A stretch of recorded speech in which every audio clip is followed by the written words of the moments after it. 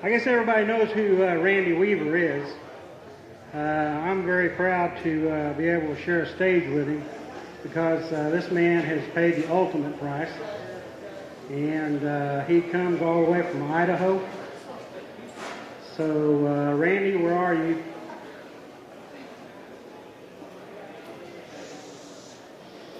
This is Randy Weaver from the events at Ruby Ridge.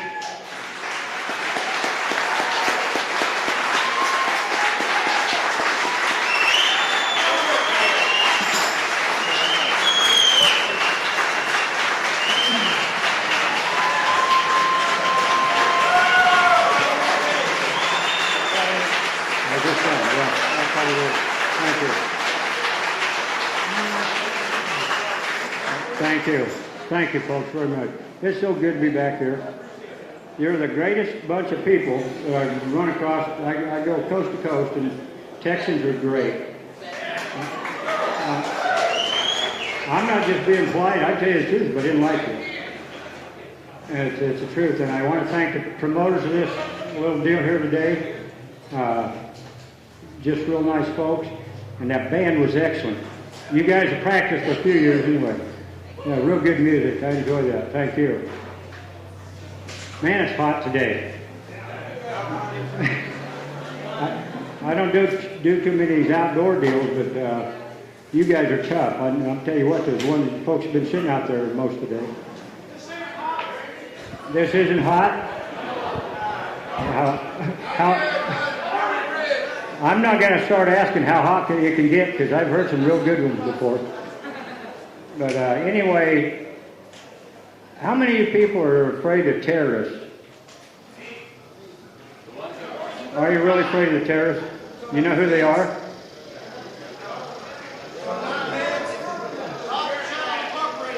You know, the only lawful people that can engage in violence is government people. You give a man a badge and a gun, he can go out and beat you, shoot you, jail you, do whatever he wants, right or wrong, and get away with it. And if you go out and you beat somebody up on the street, you're going to jail for assault. I'll tell you what, the terrorists, there's a zillion of them in this country. They're law enforcement, especially the federal agency. There's a lot of tough locals anymore, too. They're brainwashing them. And the feds are doing a good job of brainwashing the young local police officers. They have special meetings set up where they come in and tell them that the original terrorists were Thomas Jefferson and George Washington, people like that. Well, maybe they were in the eyes of King George, but you see, to us, they were freedom fighters. They forget to mention that. You people are peaceful, peace-loving people, like all the good Americans are. But there is a time for violence, and that is in self-defense. So I want you to make sure you go out there and you learn how to shoot straight. And if you're younger than I am, you can learn some karate or jiu-jitsu or some of that stuff. And when they come to mess with you and mess with your constitutional rights, kick the crap out of them.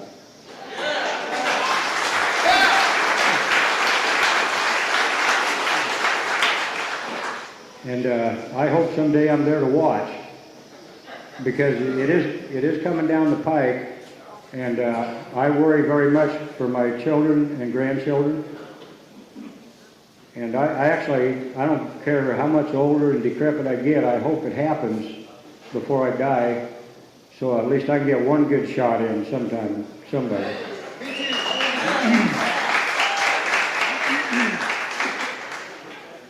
Other than that,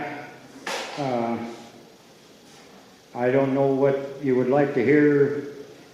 Maybe some questions on Ruby Ridge or anything comes to mind. I'll try to answer questions. If there are any questions, I'd take them. Other than that, I could probably go have another cold Pepsi. Yes, ma'am. Tell us what happened to you.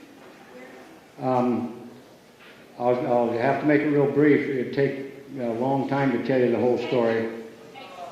Okay.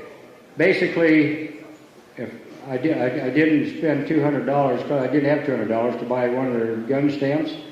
Actually, if I'd had the $200, I wouldn't have bought it anyway, because I won't do anything. You know, the ATF has a lot of regulations and codes and a bunch of garbage they call law, and they enforce as law, and it's all unconstitutional, and therefore is non-law, and it's null and void in my mind. And I tell ATF agents this at gun shows. I sell a lot of books at gun shows. They are breaking their oath of office when they enforce these codes and rules and regulations that the ATF has against the gun folks.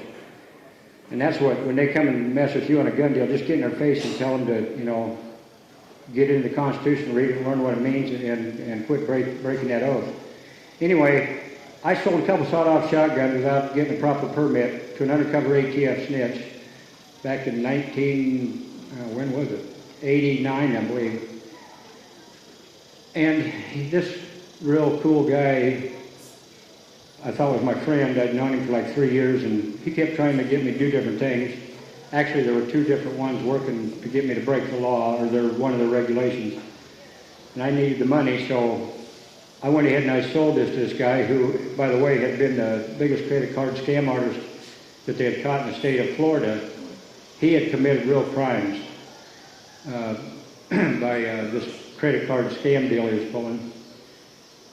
But anyway, I sold him these 2 shotguns, and then his boss came to me. He was a Herb Byerly, ATF agent out of Spokane, Washington.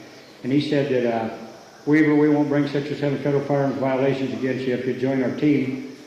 And I go, I don't think so.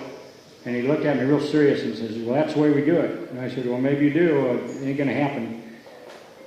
Well, from then on, it's just hard head against hard head. It was like, get Weaver. And so they didn't have a warrant for me that day, so they left. Kind of a hurry, actually. They knew I wasn't going to come down to Spokane next day and join their team, so after that, they just waited and bided their time, and they caught me going. Actually, they pretend like they had a broke down truck on our road, county road, and I stopped to help the guy while they arrested me and put me in jail overnight, and then released me on a $10,000 property bond. Gave me a court date of February 19th, 1991, which was the same day January 18th, 1991, they arrested me. And then the court date they gave me was like a month later, February 19th, the next month. Well, then a few days or a week later, they changed the court date to February 20th. I got paperwork stating that the court date was March 20th. So when I didn't show up in court, the ATF turned it over to U.S. Marshals, which one of their main jobs is apprehending fugitives. So the Marshals came into the county with their HRT, or not the HRT, but their SOG, SOG team they called it, Special Operations Group, and paid the local sheriff $5,000 to stay out of the picture and let them run the operation the way they wanted it.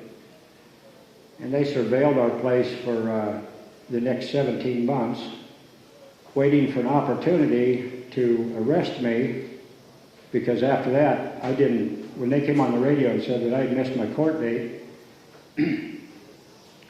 I sent the paperwork downtown with a neighbor, and he gave it to the local sheriff, and he gave it to, there was 2 little newspapers there in Bonners Ferry, Idaho.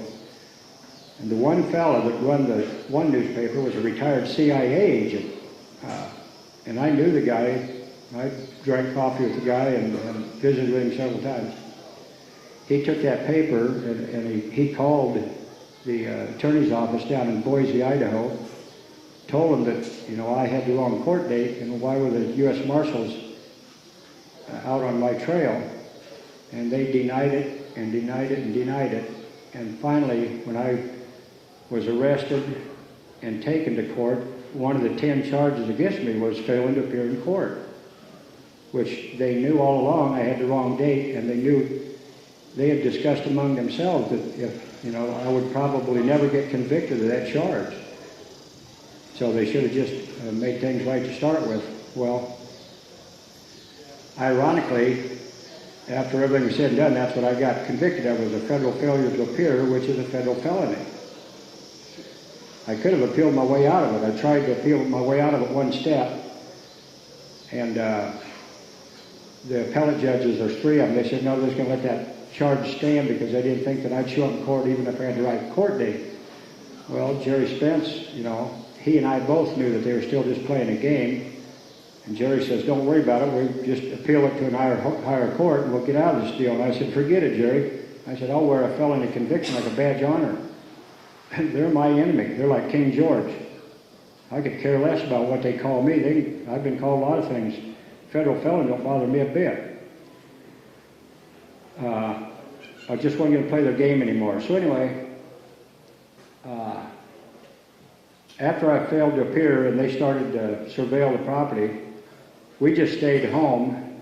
The wife and I never left the property for the next 17 months. Well, one day they decided they were going to shoot this one. We had a really cool yellow Labrador dog that had a big mouth, a very good watchdog.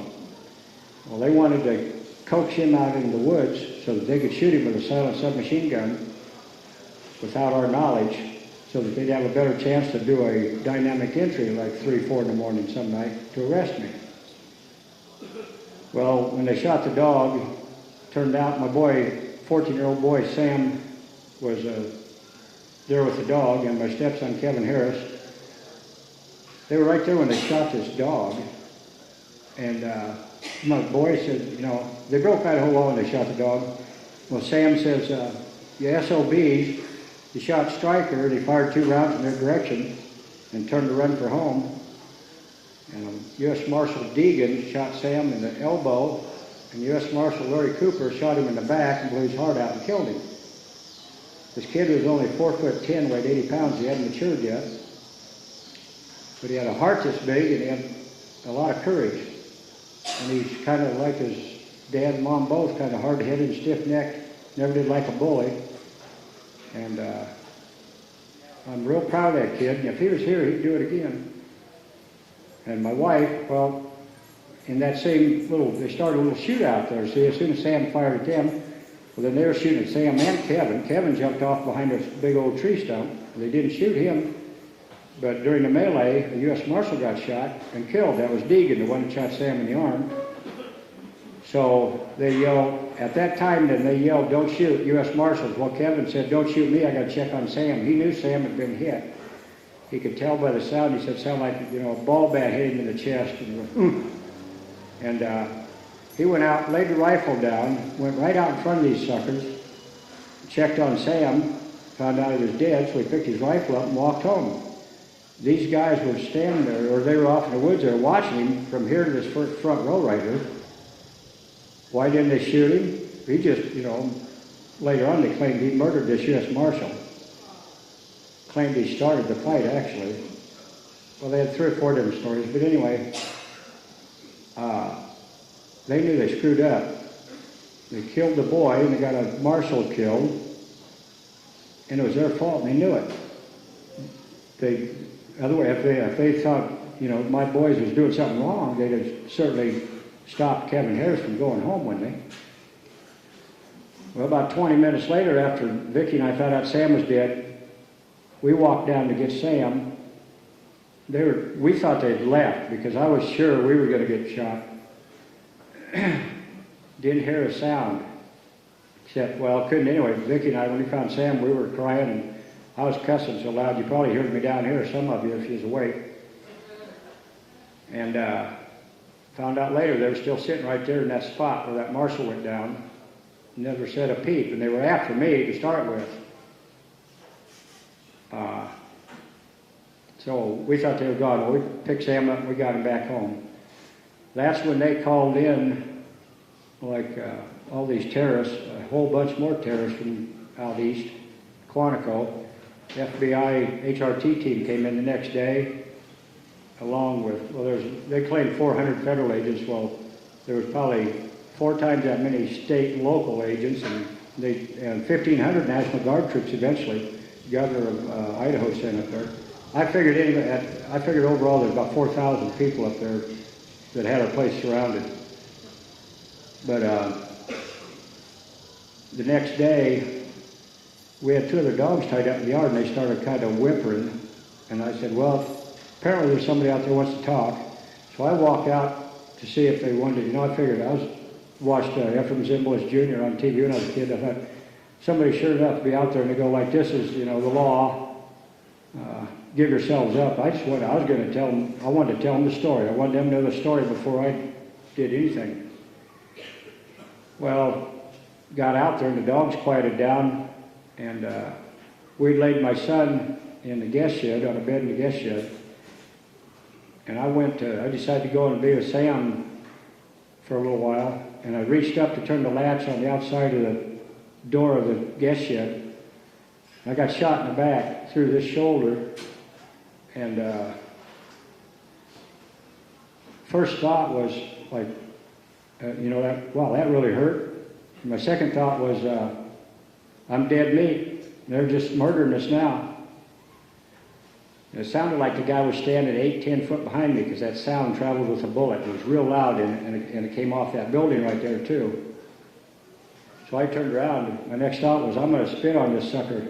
I had a rifle in my left hand, but I didn't feel like shouldering it. I was just going to try and spit on this guy and call him a coward before he shot me again. Well, I turned around, I couldn't see anybody, and it was just real quiet. And Sarah, my daughter, yells, what happened? Because Sarah and Kevin, my stepson, followed me out. They was outside with me. She said, what happened, Dad? I said, I've been shot. About that time, Vicki, my wife, came out the door of the cabin and yelled. She says, what happened?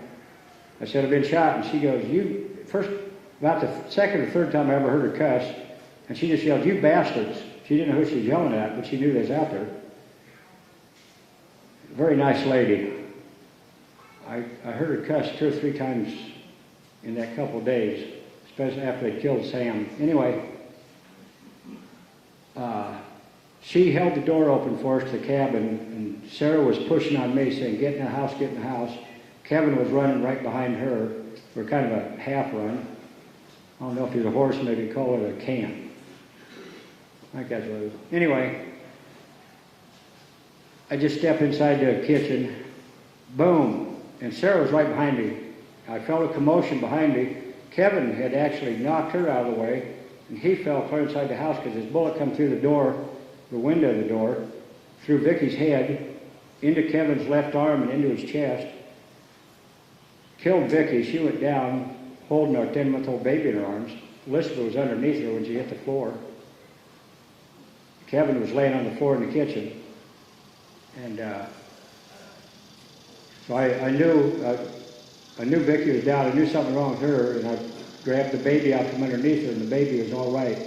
She had jawbone and blood all over her head and on her clothes. And Sarah had been hit with jawbone and blood, and she thought and they probably broken glass too. She thought she'd been hit, but she was all right. But Vicky was dead.